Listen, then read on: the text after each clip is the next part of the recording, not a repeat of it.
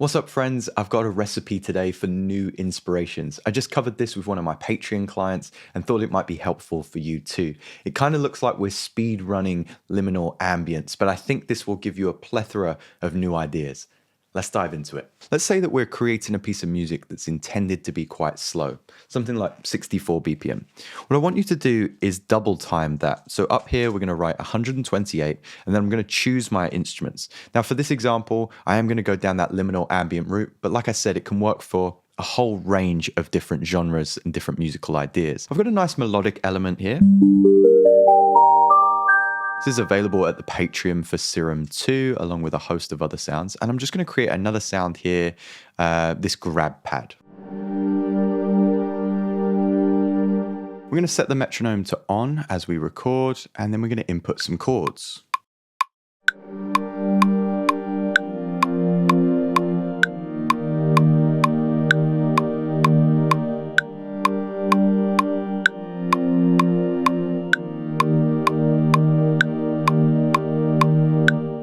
We'll get rid of any bum notes, quantize these chords, and then also hit legato so that they're all bumped up next to one another. Then we're going to input a melody on the beat that is in keeping with our chord pattern.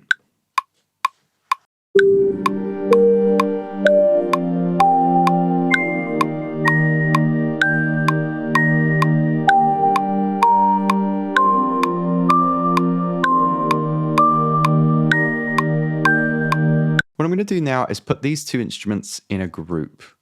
And in this group, I'm going to grab my reverb of choice. This time round is Valhalla. I'm going to bring that mix down to about sort of 48, 49. Make sure that I don't have any rumbles with the EQ. And then the rest of the settings are up to you. I'm also going to add a little bit of vibrato. We grab this from Chorus Ensemble, set it to vibrato. I like to start with my amount all the way up so I can actually hear what this LFO is doing. Kind of dial in my rate, and then I'll pull this right back.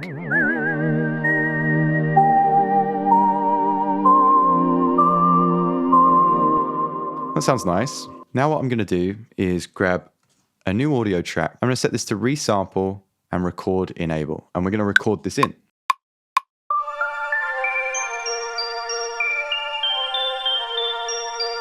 After this, you can mute these two tracks above because we're just wanting to use this audio. I'm going to go Shift-Command-T and grab the granulator. This is one of my favorite devices in Ableton.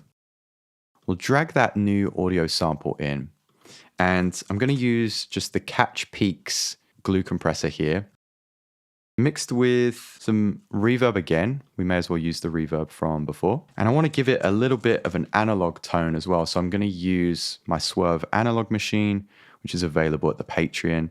We're just going to add a little bit of saturation, some kind of dark EQ tilt, a little bit of drive, and we'll just boost the sustain in the drum bus here. We can also add a little bit more wobble if we so wish. Now what we can do is hit the A key and select position in our granulator. We're going to set our position at the end of the bar to 100%, the position at the beginning of the bar to 0%. And then we can come up to the top left and set our BPM to that half time or that original tempo that we initially wanted. After which we're going to insert a MIDI clip and set this to C3. I'll legato that out. And now it will play through that sample.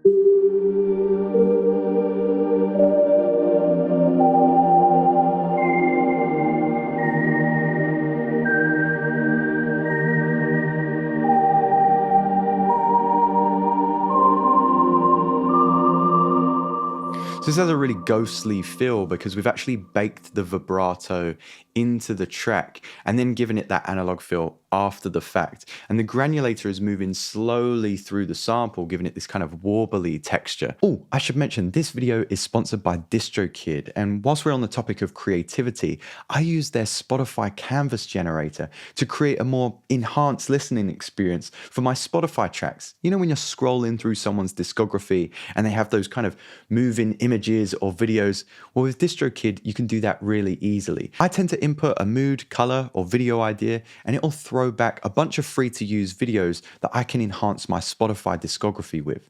There's a bunch of discounts in the description below. Let's get back to the episode. What we're going to do here is increase the variation. That will then play the sample inside and outside of this grain size. And then as the sample is being played through, we can also increase and decrease the grain size here to get a different kind of uncertainty with the sound.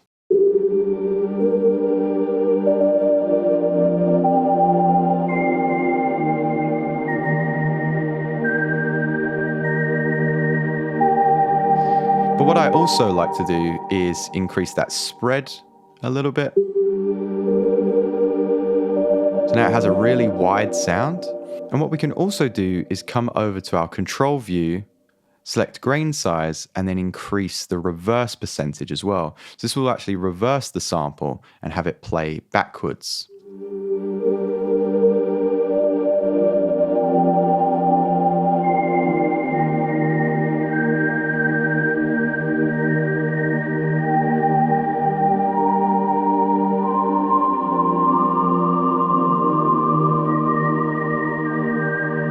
Feels really spooky, but the last thing that I'm going to do is add a grain delay as well. We're going to add this just after, increase our spray amount, bring our frequency all the way down, pitch up, and our dry wet at 49%, our feedback around the same kind of place. I'm going to group this audio effect only so I can make use of the macros on the dry wet here so that I can actually assign this to maximum 49%. I don't want to go over. I'm going to map this to the mod wheel of my keyboard so I can control both as we go through. I'm now going to get a pitched delayed effect controlled by the mod wheel, and I'm going to be controlling my grain size down here. We'll start it slightly more mild to begin with and then increase it over time.